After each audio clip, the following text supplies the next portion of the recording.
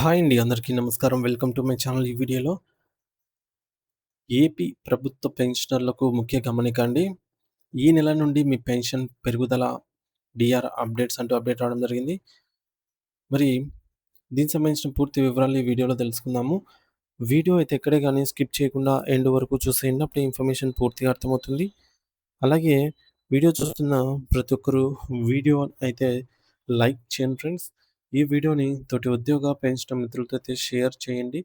కొత్తగా మన ఛానల్ చూస్తున్నవారు ఇంకా ఎవరైనా సబ్స్క్రైబ్ చేసుకోకపోతే వెంటనే మన ఛానల్ అయితే సబ్స్క్రైబ్ చేసుకోండి. సబ్స్క్రైబ్ చేసుకోవడం వల్ల నేను చేసే ప్రతి ఒక్క వీడియో మీ వరకు రీచ్ అవుతుంది. ఇక ఆలస్యం చేయకుండా వివరాల్లోకైతే వెళ్ళిపోదాము. ఫ్రెండ్స్, ఇక విషయానికి వచ్చినట్లయితే ఆంధ్రప్రదేశ్ రాష్ట్ర వ్యాప్తంగా ఉన్నటువంటి వేలాది మంది పెన్షనర్ మిత్రులు మరియు రిటైర్డ్ సోదరులందరూ గూడా ఎంతో ఆతృతగా వెయ్యి కళ్ళతో ఎదురు చూస్తున్నటువంటి అంశం డీఆర్.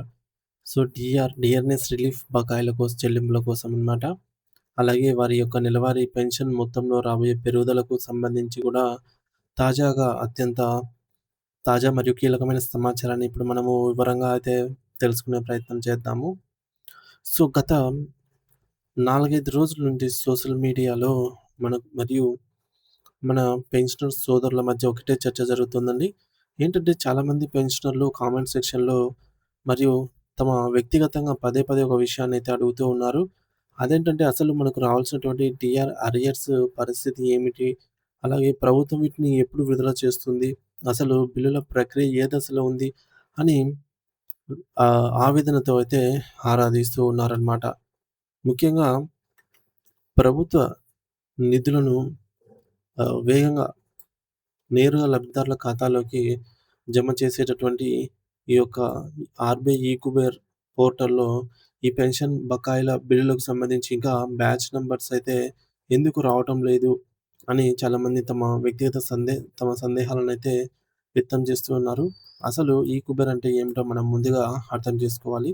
ఇది ఈకుబేర్ అంటే RBI bank of India, reserve bank of India చేత నిర్వహించబడే ఒక అత్యున్నత స్థాయి చెల్లింపు వ్యవస్థ. ఇందులో ఏదైనా ఒక బిల్లుకు బ్యాచ్ నంబర్ జనరేట్ అయిందంటే, ఆ యొక్క డబ్బులు లబ్ధిదారుల ఖాతాల్లో పడటానికి ప్రభుత్వం నుండి మరియు బ్యాంకింగ్ వ్యవస్థ నుండి పూర్తి స్థాయిలో గ్రీన్ సిగ్నల్ వచ్చినట్లేనని మనం భావించాలి.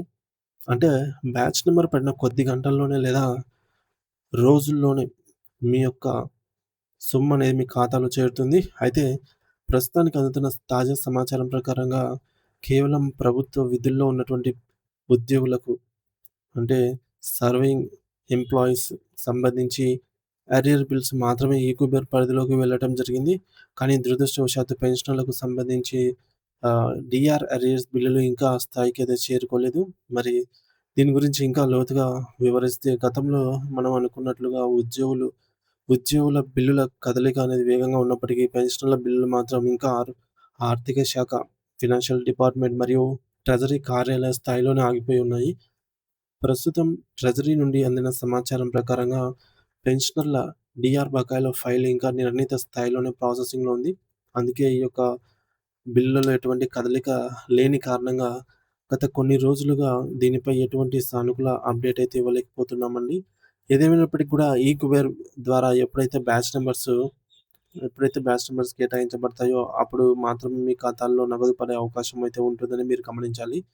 ఈ ప్రక్రియలో రేపో లేదా ఎల్లుండో ఏదైనా చిన్నపాటి పురోగతి కనిపించినా సరే వెంటనే మన ఛానల్ ద్వారా ఒక వీడియో రూపంలో అయితే మీకైతే అందిస్తాను సమాచారాన్నయితే. ఇక రెండో అతి ముఖ్యమైన మరియు ప్రతి పెన్షనర్ ఎంతో సంతోషాన్ని కలిగించేటటువంటి ఒక విషయం ఉందండి. అదేంటంటే ఏపీ పెన్షనర్ల పెన్షన్ పెరుగుదల గురించి. అవునండి, పెన్షన్ పెరుగుదల. ఇది కేవలం మాటలకే పరిమితమైన ప్రకటన కాదు. వాస్తవంగా మీ చేతికి అందేటటువంటి నగదు పెరగబోతోంది.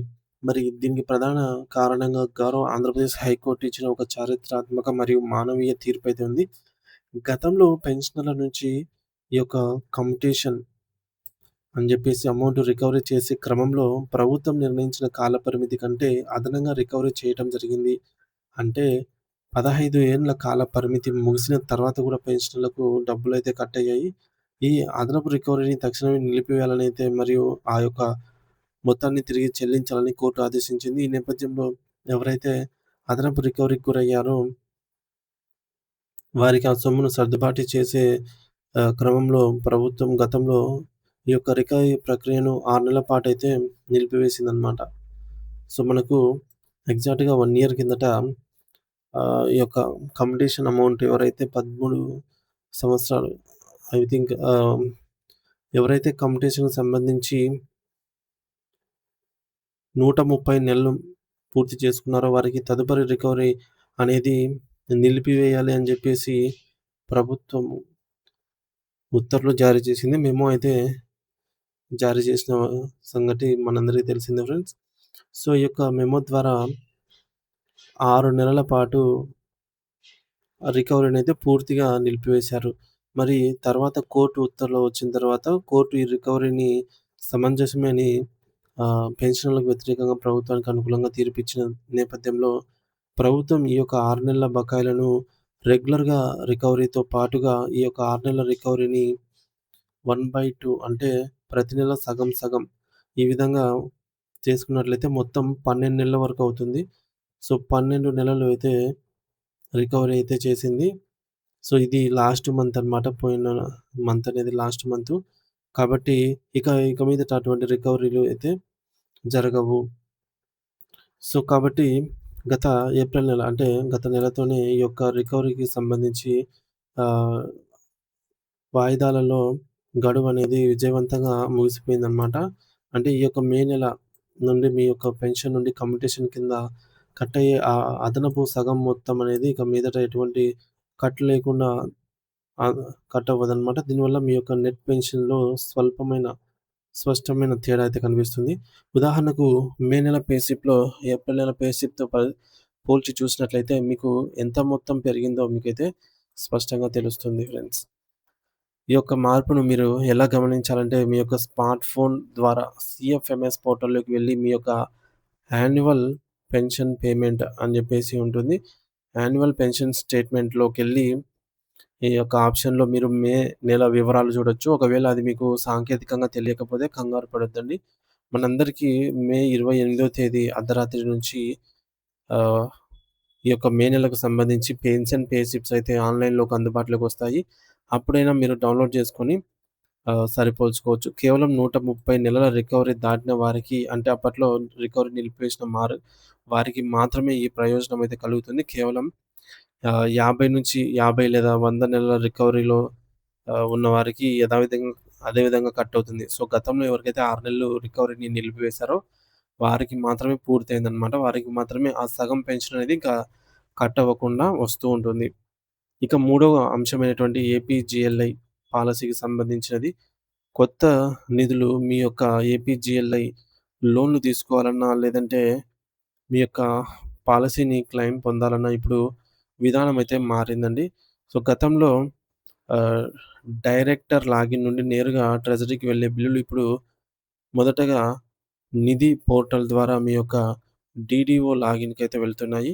గత ఏడాది అక్టోబర్ నుండి ఎవరైనా లోన్ కోసం దరఖాస్తు చేసి ఉన్నట్లయితే వారు వెంటనే తమ డీడీఓ లాగిన్‌లో ఫైల్ ఎక్కడుందో చెక్ చేసుకోవాలండి. అలాగే ఈ ప్రక్రియ పూర్తి కావాలంటే ఈ మేరకు 4 రకాల పత్రాలైతే మీరు సమర్పించాల్సి ఉంటుంది తప్పనిసరిగా. అవేంటంటే ఆహ్, ఒరిజినల్ పాత బాండ్సు, అలాగే రీఫండ్ ఫార్మ్ 1, అలాగే శాంక్షన్ ఆర్డరు మరియు డీడీఓ సంతకం చేసినటువంటి లోన్ అప్లికేషను.